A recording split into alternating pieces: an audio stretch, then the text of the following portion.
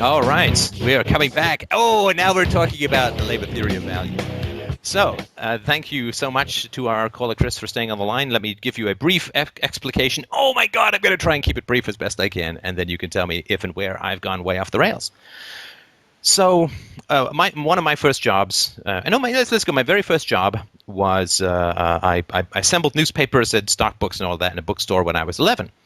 And I loved it. It was just great. I got some pretty cheap books out of the deal, and I got paid some ridiculously low wage, like $2 an hour or something. This is way back in the day, but I really liked the job.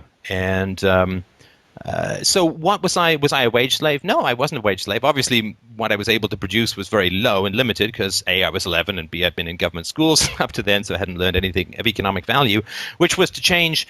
Never. That would never change. All the economic value that I've accrued outside of formal education. But what was I doing there? Well, I was selling my labor for sure, but what was I buying? I was buying a bookstore. Right, so if you're a guy who doesn't want to spend $50,000 on some monstrous lathe, then you can go and you can sell your labor to someone who has already paid for that lathe, and they will give you less money than if you owned the lathe yourself, but that's because they've already spent the money on the lathe. Somebody spent $10 million creating some factory, and you go and work there.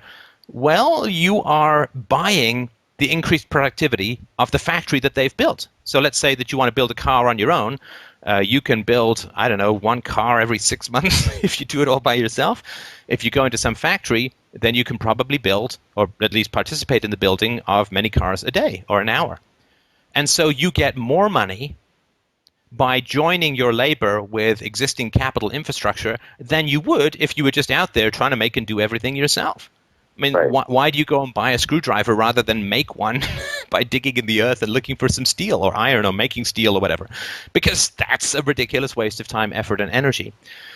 And so what you're doing is you're trading and you're amplifying your own productivity.